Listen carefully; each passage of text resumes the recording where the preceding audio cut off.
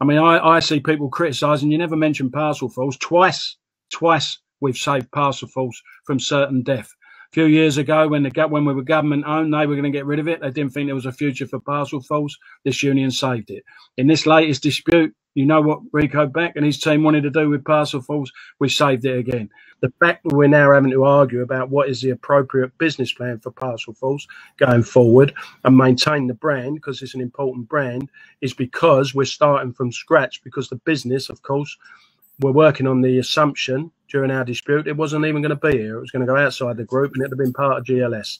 So to say we don't care about Parcelforce is disappointing language. I've got to be honest. You might be disappointed where it is at the moment, but to accuse us of not fighting for Parcelforce, you ain't on, because it ain't just us who's fault for it. It's every member in this union in that dispute who voted yes in 90 odd percentages to defend not just Royal Mail, but defend Parcelforce as well.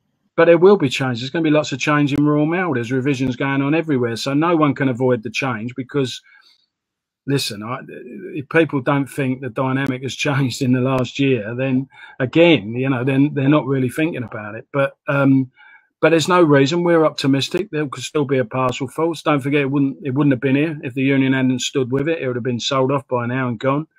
And I think then you'd have seen people redundancies, and you would have seen owner drivers or, you know, bogus self-employed brought in, etc.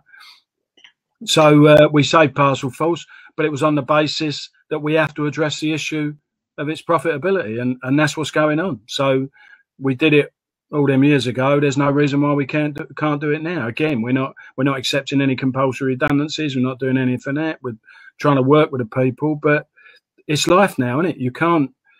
No business, Parcelforce or Royal Mail, we're all privately owned. We're not public now. We're not publicly owned. And whenever that runs to a position where it could be running at a loss, you've got big trouble. And then people want to make radical changes to try and quickly reverse that decision. We've got ourselves back in the place where the finances are back in a stronger position than they were, and we've got to build on that now, not take it backwards by just ignoring the obvious threats that are in front of us. That's not a way to protect our members, is ignoring that, and then they end up a couple of years down the line you're losing your job and things like that. That's not our game. We think forward, don't we? We're protecting jobs. We want to increase jobs. So yeah, Parcelforce has got to have a new plan. It's got to be refreshed like it was before. But all our agreements cover Parcelforce. We've saved Parcelforce twice from oblivion. To say we don't care about Parcelforce, I'm sorry, guys, it's just a ridiculous statement. Even now, our biggest conversations that have taken place this week outside of these talks has been about Parcelforce. So, and getting Parcelforce back in the right place where it should be, and what's going on in Parcelforce, etc., etc. So I just don't accept that. You may feel like that. I can't help how you feel, and I can't tell you how to feel. And I'm bitterly disappointed you feel like that. But I'm passionate about Parcelforce for obvious reasons. I used to be the officer looking after parcels, and we recovered from a £200 million loss when the government wanted to close Parcelforce. We turned it round. It was a fantastic business. It's a fantastic brand.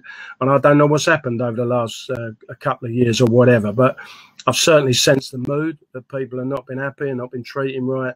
But don't forget, we had a business. It's not surprising, because we had a business who didn't think Parcelforce was going to exist.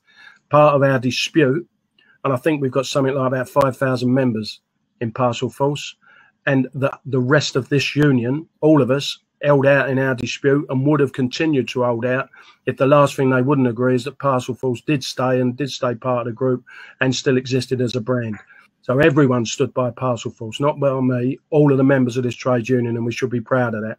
The reality was Parcelforce was once again getting itself into difficulty after many years of when we did Apollo. For those that worked in Parcelforce then, it was losing £200 million a year, and that's why the government was going to get shot of it.